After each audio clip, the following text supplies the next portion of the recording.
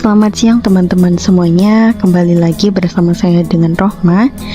Nah, kita masih melanjutkan sesi yang ke-7. Semoga teman-teman masih semangat ya untuk mengikuti pelatihan di siang hari ini. Nah, di sesi ke-7 ini kita akan bersama memahami mengenai peran, struktur, fungsi, dan tugas dari P2K3.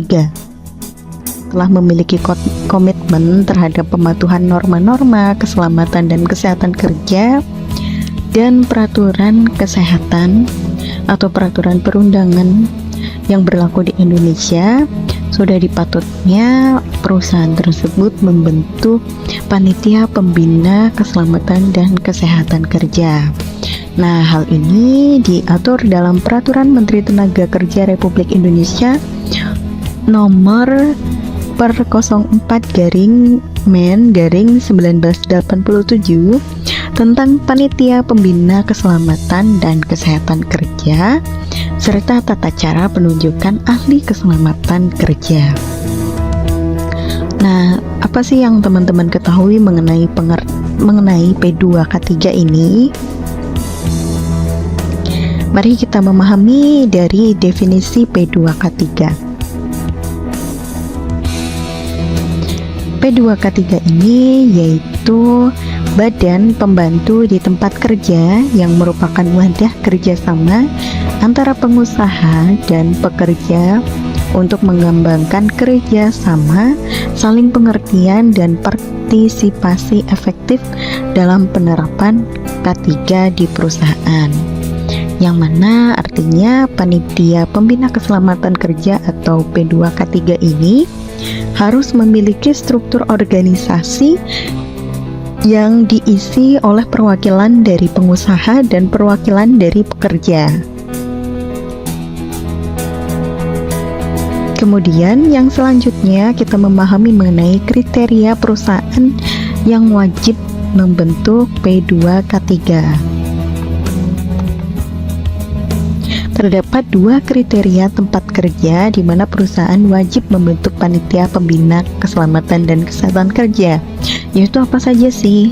Yang pertama adalah tempat kerja di mana pengusaha atau pengurus memperkerjakan 100 orang atau lebih. Nah, yang kedua, tempat kerja di mana pengusaha atau pengurus memperkerjakan kurang dari 100 orang, akan tetapi menggunakan bahan, proses, dan instalasi yang mempunyai risiko yang besar yang akan terjadinya peledakan, kebakaran, keracunan, dan penyinaran radioaktif. Nah, bila mana perusahaan memiliki tempat kerja dengan kriteria tersebut, maka pengusaha atau pengurus wajib untuk membentuk panitia P2K3.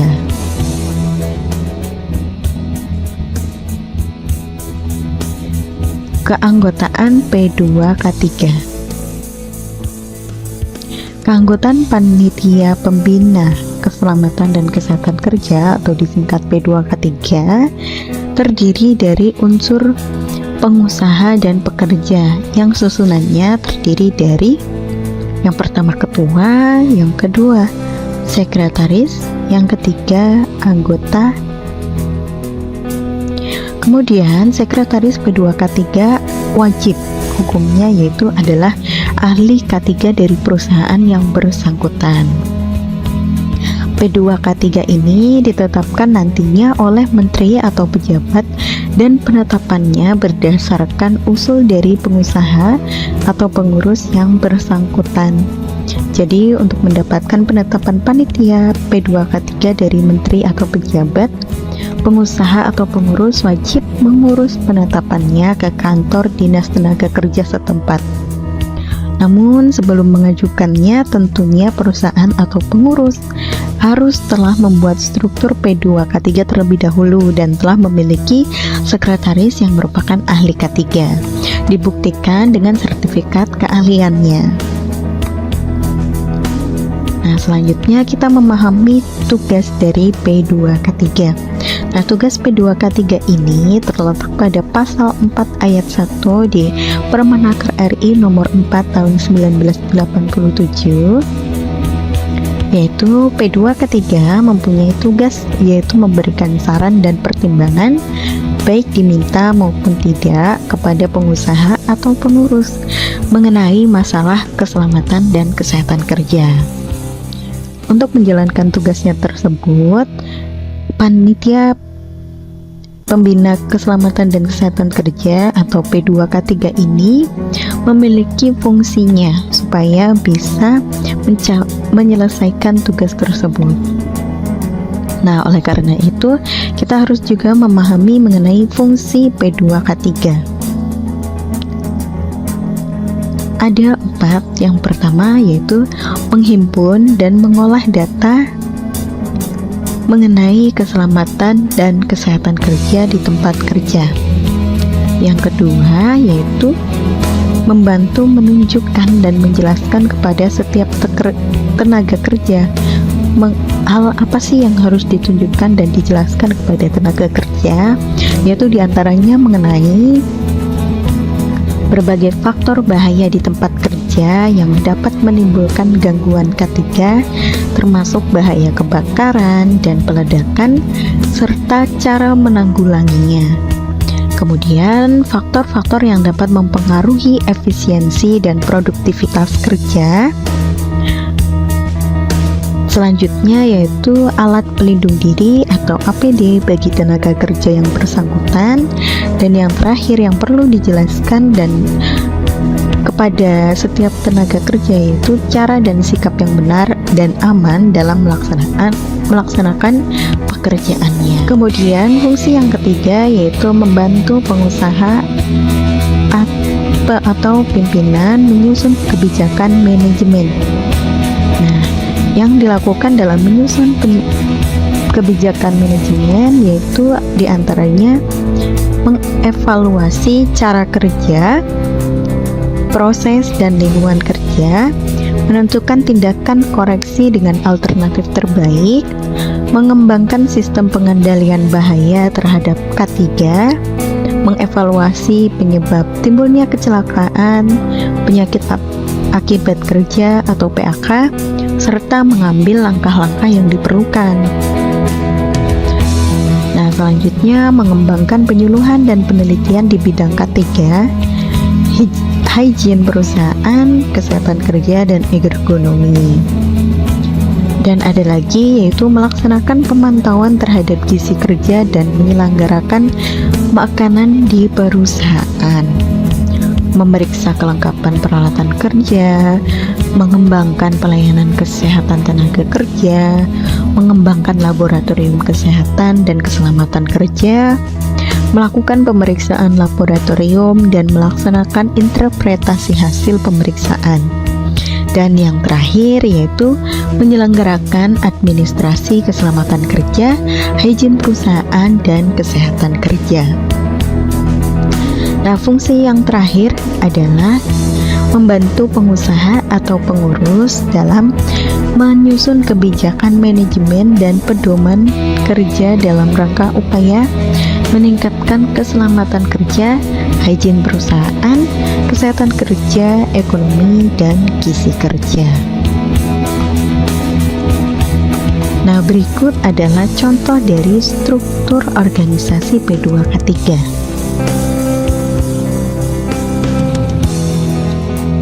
Ketuanya yaitu diketuai oleh pimpinan dari perusahaan, kemudian sekretarisnya dari ahli K3 umum, kemudian untuk anggotanya terdiri dari banyak sekali yaitu karyawan lainnya, seperti contohnya yang di sini adalah dari bidang marketing, dari finance, accounting, human resource, produksi, utility, teknis dan perawatan, gudang, pengiriman dan transportasi, general affair, QA dan QC, kemudian ada juga PPIC.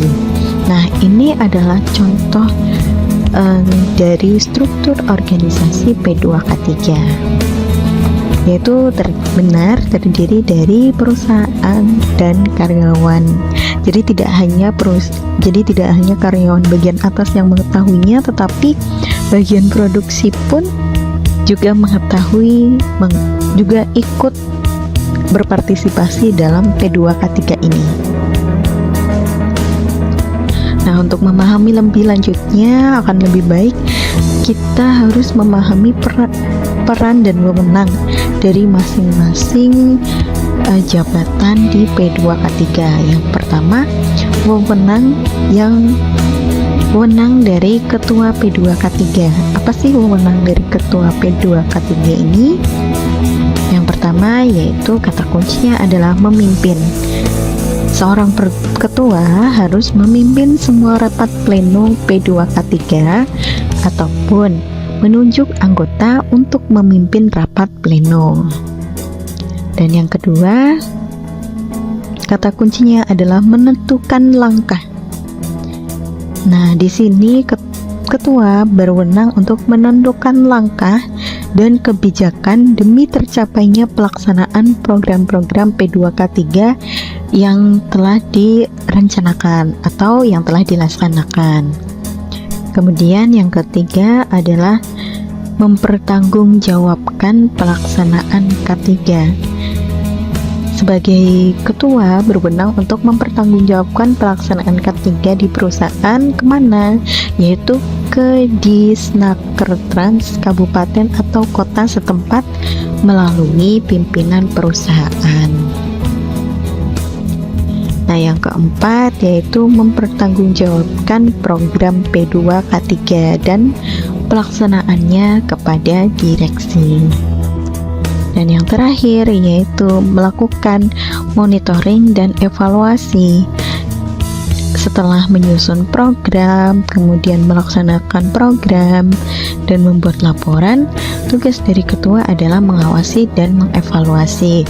Mengawasi jalannya program P2K3 dan mengevaluasi program-program tersebut supaya nantinya bisa dilakukan perbaikan bersama untuk kedepannya.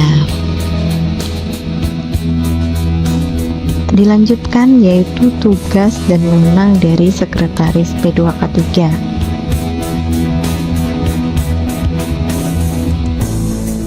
Yang pertama yaitu membuat undangan. Tentunya sebagai seorang sekretaris tidak jauh tugasnya dari membuat undangan rapat dan notulen.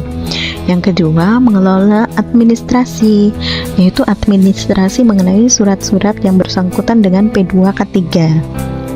Dan yang ketiga, mencatat data yang berhubungan dengan K3. Kemudian yang keempat adalah memberi bantuan atau saran yang diperlukan oleh seksi-seksi demi berjalannya atau demi suksesnya program-program K3. Nah, yang terakhir ini yaitu membuat laporan yang nantinya akan dikumpulkan di Disnakertrans setempat maupun instansi lain yang bersangkutan dengan kondisi dan tindakan bahaya di tempat kerja. Nah, selanjutnya adalah wewenang dari anggota P2K3. Yang pertama, melaporkan kepada ketua atas kegiatan yang telah dilaksanakan. Dan yang kedua yaitu melaksanakan program-program yang telah ditetapkan sesuai dengan seksi masing-masing.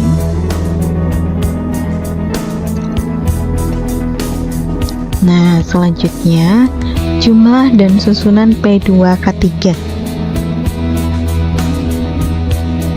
Jumlah dan susunan P2K3 yaitu yang pertama adalah untuk perusahaan yang memiliki tenaga kerja 100 orang atau lebih, maka jumlah anggota sekurang-kurangnya adalah 12 orang yang terdiri dari 6 orang mewakili pengusaha atau pimpinan perusahaan dan 6 orang mewakili tenaga kerja.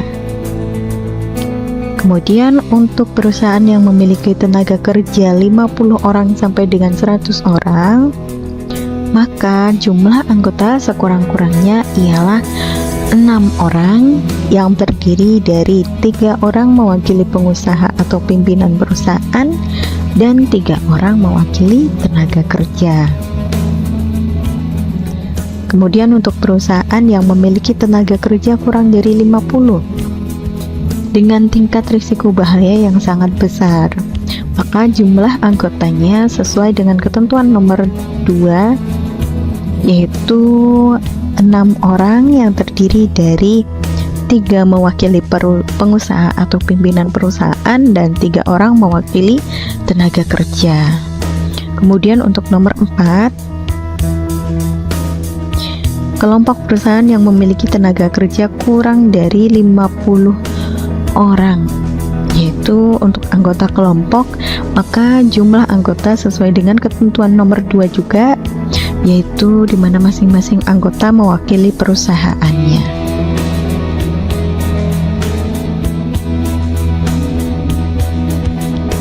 Kemudian selanjutnya adalah tata cara pengajuan penetapan P2K3. Langkah-langkah pembentukan P2K3 di perusahaan ialah yang pertama, tentunya perusahaan wajib menyatakan kebijakan K3 dan dituangkan secara tertulis. Kemudian pimpinan perusahaan menginventarisasi daftar anggota P2K3 serta memberikan pengarahan singkat terhadap daftar anggota mengenai kebijakan K3 perusahaan. Nah, setelah itu barulah perusahaan mengkonsultasikan mengenai pembentukan P2K3 kepada Disnaker Trans setempat untuk dikaji dan disahkan melalui surat keputusan pengesahan P2K3. Kemudian Kepala Disnaker Trans setempat melaksanakan pelantikan anggota P2K3 secara resmi. Selanjutnya perusahaan melaporkan mengenai pelaksanaan program P2K3 secara rutin. Nah, untuk pengusaha atau pengurus yang berkeinginan mengajukan penetapan panitia pembina K3, yaitu harus melengkapi beberapa persyaratan. Persyaratan yang pertama yaitu membuat surat permohonan pengesahan P2K3. Syarat yang kedua yaitu melampirkan struktur P2K3. Dan yang ketiga yaitu memfotokopi sertifikat ahli K3 dari sekretaris P2K3. Yang keempat, melampirkan bukti pembayaran BPJS Kesehatan dan BPJS Ketenagakerjaan perusahaan. Dan yang terakhir adalah memfotokopi wajib lapor ketenagakerjaan terakhir perusahaan. Nah, setelah itu pengusaha atau pengurus membawa persyaratan tersebut ke kantor Disnaker setempat, dan setelah diproses pengusaha atau pengurus akan mendapat SK pengesahan panitia pembina keselamatan dan kesehatan kerja.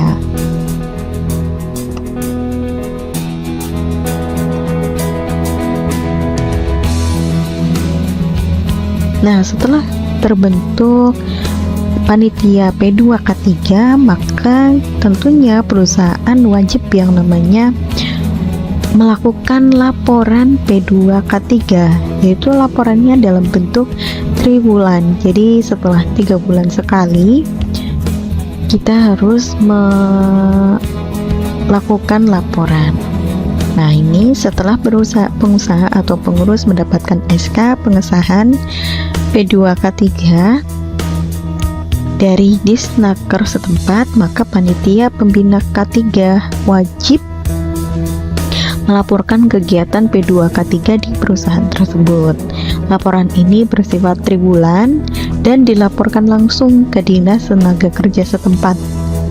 Dan tentunya setelah mengumpulkan pelaporan ini, jangan lupa untuk meminta tanda terima laporan kepada pegawai Disnaker setempat sebagai bukti pengusaha atau pengurus telah melaporkan kegiatan P2K3-nya.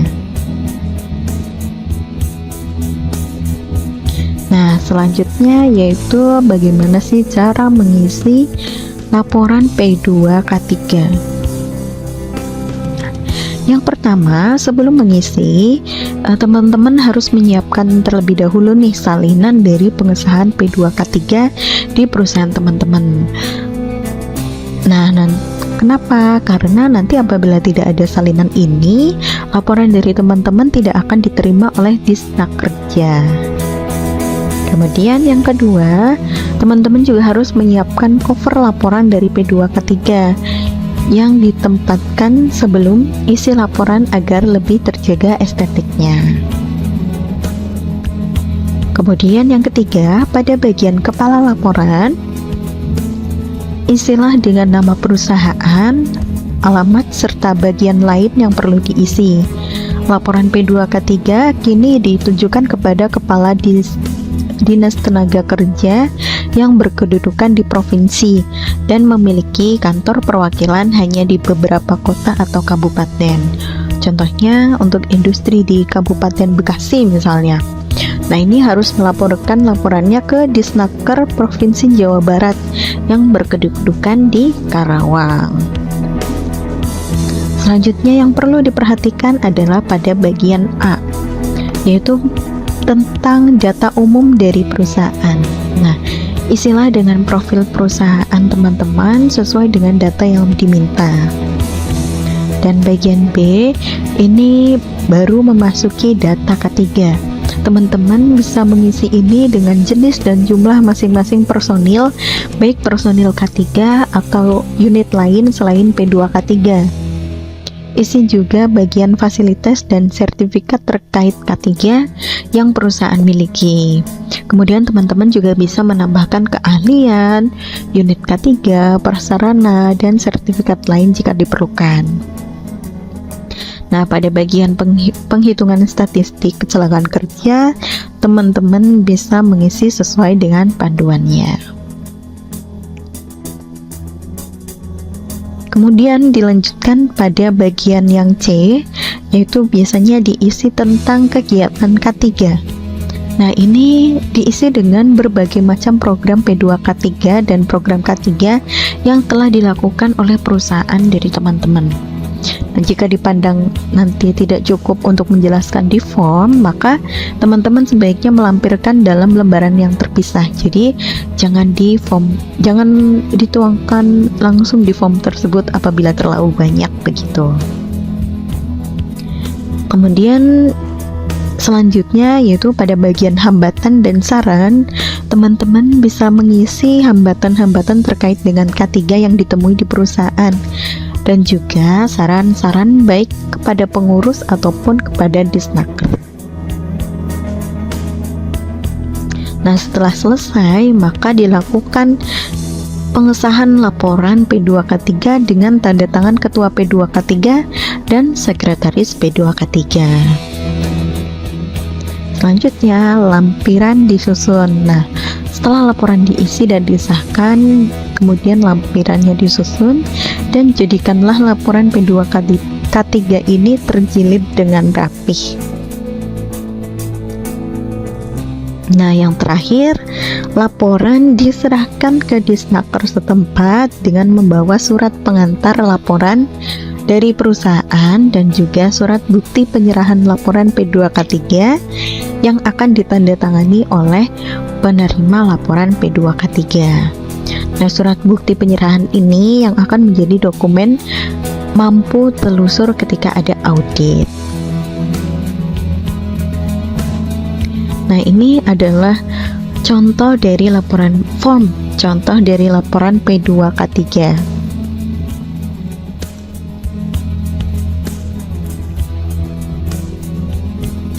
Nah, itu dia teman-teman pemahaman kita mengenai P2K3. Untuk sesi ini saya akhiri, kurang lebihnya mohon maaf. Selamat siang.